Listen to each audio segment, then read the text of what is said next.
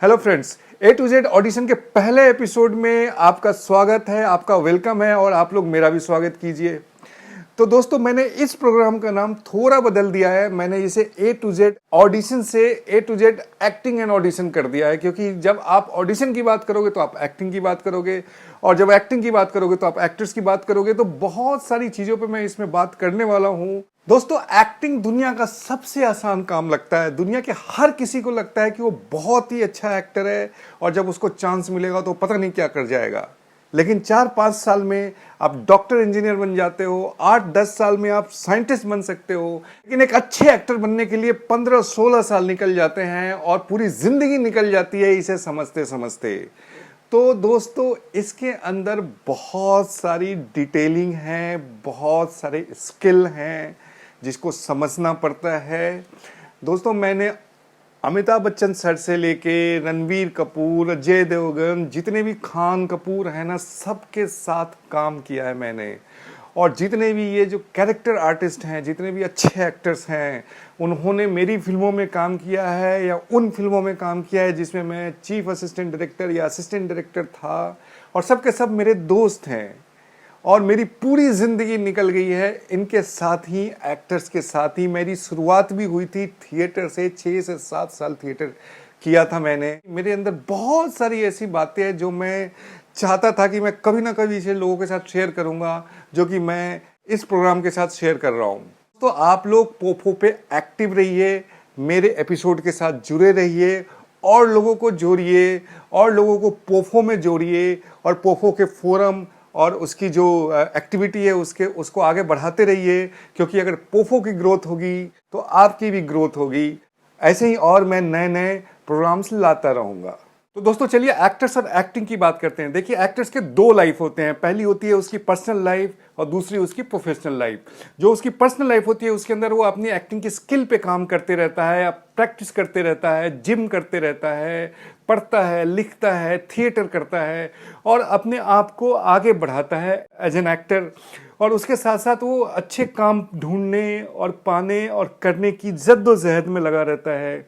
वहीं उसकी जो प्रोफेशनल लाइफ होती है उसके अंदर वो कैमरे के सामने होता है, लोगों के सामने होता है, परफॉर्म कर रहा होता है। तो जब एक्टर कैमरे के सामने होता है तो बहुत सारी चीजें और भी आ जाती है उसके काम के साथ।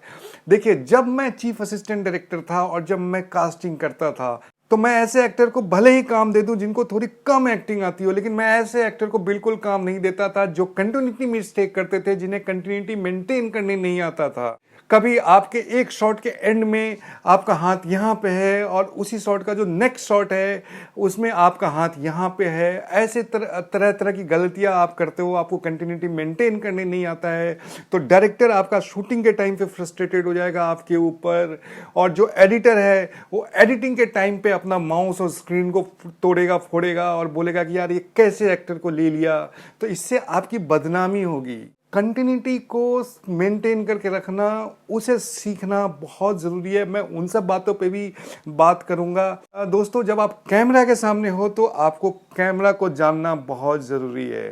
कैमरा के डिफरेंट लेंसेज होते हैं। आपको पता होना चाहिए कि जब आप परफॉर्म कर रहे हो तो आप किस फ्रेम के अंदर परफॉर्म कर रहे हो, वो आपके दिमाग में क्लियर होना चाहिए। वाइड शॉट में काम कर रहे हो और मान लीजिए 18 का लेंस लगा हुआ है तो उस समय आपकी जो परफॉर्मेंस है वो बहुत ही ज़्यादा सटल होगी, तो कैमरा कैप्चर नहीं कर पाएगा उसे। वहीं पे अगर बहुत टाइट फ्रेम में आप काम कर रहे हो, मान लीजिए 85 के लेंस में आप काम कर रहे हो और उस समय आपकी छोटी छोटी हरकतें, छोटी छोटी एक्सप्रेशंस भी कैमरा कैप्चर कर रहा होता है, तो उस समय आपको कितना सेटल रहना है। तो बहुत सारी बातें मैं आगे करने वाला हूँ, साथ साथ ऑडिशन की बातें तो हम लोग करेंगे ही।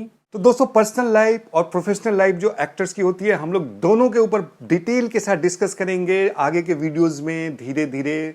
जब तक हो सके मैं ये वीडियोस बनाता रहूँगा। देखिए, ये वीडियोस मैं कोई पैसे के लिए नहीं बना रहा हूँ, ये मेरा एक पैशन है। मेरे हमेशा से लगता था कि मेरे को लोगों को बताना चाहिए जो भी मैंने पूरी ज़िंदगी निकाली है लोगों के साथ, जो भी मेरी सोच है, समझ है।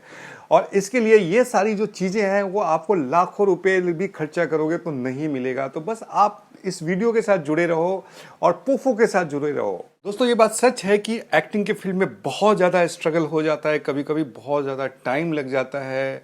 बहुत लोगों को बहुत मेहनत करनी पड़ जाती है और बहुत ही अनसर्टेन है कि पता नहीं कामयाबी मिलेगी कि नहीं मिलेगी। लेकिन दूसरा जो पहलू है इसका, वो आज के डेट में ये भी सच है कि आज बहुत अपॉर्चुनिटीज़ आ गई हैं। डिजिटल शोज़ की वजह से बहुत ज़्यादा काम हो गया है और टीवी के शोज़ भी बहुत ज़्यादा बन रहे हैं। तो आज अगर आपने थोड़ा भी प्लानिंग के साथ अपने करियर को बनाने की कोशिश की एक्टिंग फील्ड में, तो आपको काम मिल सकता है। आप अपनी रोजी रोटी क्रिएट कर सकते हो, आप अपने सपने को पूरा कर सकते हो और उसके साथ साथ आगे बढ़ सकते हो। दोस्तों, मैं एक बहुत ही ज़रूरी बात एक एग्जाम्पल के साथ आपको बताना चाह रहा हूं जो बहुत ही ज़रूरी है।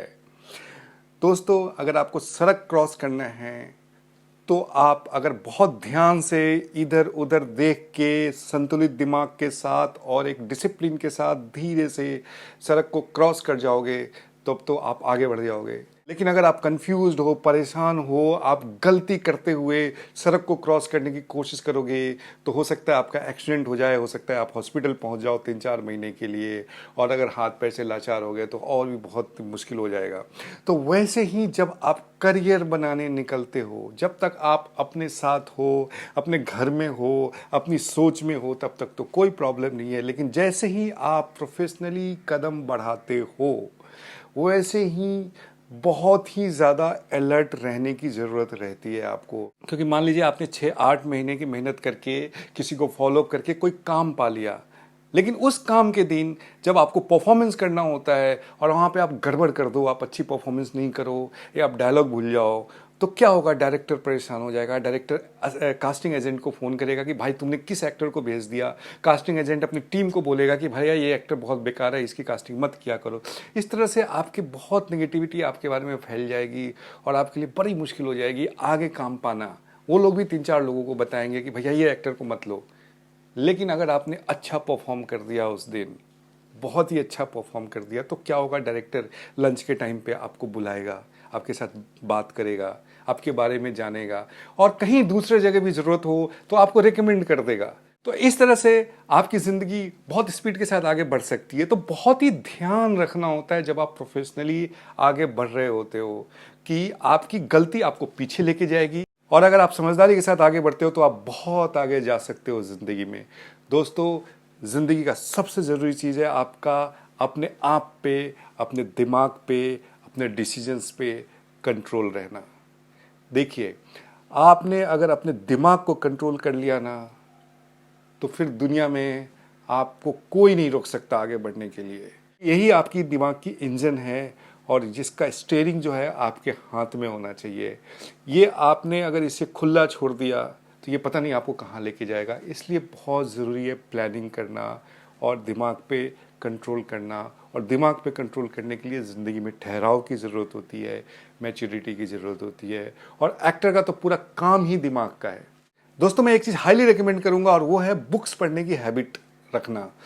दोस्तों, जब आप एक वीडियो देखते हो तो विजुअल्स आपके सामने होता है, लेकिन जब आप एक बुक पढ़ रहे होते हो तो विजुअल्स आपके दिमाग में बनता है। जो आप स्टोरी पढ़ रहे होते हो वो आपके दिमाग में चल रहा होता है। जो आपके कैरेक्टर परफॉर्म कर रहे होते हैं वो आप back of the mind perform कर रहे होते हो। जो आपके कैरेक्टर्स डायलॉग बोलते हैं वो कहीं ना कहीं आप बोलते हो। तो बुक्स जो है आपको बहुत ही ज़्यादा मेंटली इन्वॉल्व कर देता है स्टोरी में, कहानी में, और आपकी इमेजिनेशन जो पावर है वो बहुत ज़्यादा बढ़ती है। दोस्तों, अगर आपने एक अच्छी बुक पढ़ी ना, तो एक अच्छी बुक कंप्लीट होते ही आपकी ज़िंदगी में आप आगे बढ़ जाते हो। ये आप करके देखो। हमेशा अच्छी बुक्स पढ़ो, अच्छे राइटर्स के बुक पढ़ो, जो क्लासिक बुक्स हैं, जैसे कि प्रेमचंद की बुक हैं, जयशंकर प्रसाद जी की बुक्स हैं, या फॉरेन राइटर्स हैं, बाहर के राइटर्स हैं, शेक्सपियर हैं, डिकेंस हैं। कोई भी आप अच्छी क्लासिक बुक्स पढ़ सकते हो अपने इंटरेस्ट के हिसाब से। लेकिन हमेशा एज एन एक्टर आप बुक्स पढ़ने की हैबिट रखो। इससे आपकी एक्टिंग में और आपकी पर्सनल लाइफ में, आपकी मैच्योरिटी में काफ़ी इंप्रूवमेंट होगी, आपकी लैंग्वेज में भी काफ़ी इंप्रूवमेंट होगी। तो एक बार जब आपकी एक्टिंग की तैयारी पूरी हो जाती है तो आपको ऑडिशन का सामना करना पड़ता है।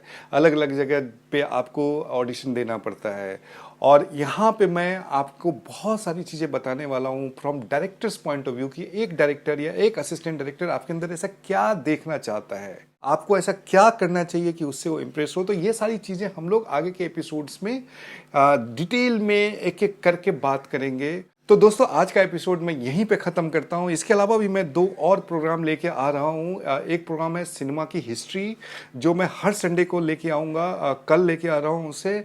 इसके अंदर मैं पूरी सिनेमा की जो बिगिनिंग से लेके अभी तक की जो जर्नी रही है उसके बारे में बहुत ही डिटेल बात करने वाला हूँ। बहुत सारे डायरेक्टर्स के बारे में बात करने वाला हूँ, बहुत सारे फिल्म्स के बारे में बात करने वाला हूँ, इंडियन सिनेमा के बारे में और वर्ल्ड सिनेमा के बारे में। एज एन एक्टर आपके लिए ये सब भी जानना बहुत ज़रूरी है, तो आप लोग उस प्रोग्राम को भी देखो। इसके साथ साथ मैं एक तीसरा प्रोग्राम जो हर थर्सडे को लाने वाला हूँ वो है A to Z about film making, जिसके अंदर मैं डायरेक्टर और राइटर और फिल्म मेकिंग के बारे में बात करूँगा कि एक फिल्म कैसे बनती है, कैसे उसकी शुरुआत होती है, कैसे उसका पूरा प्रोसेस होता है और कैसे वो ख़त्म होती है।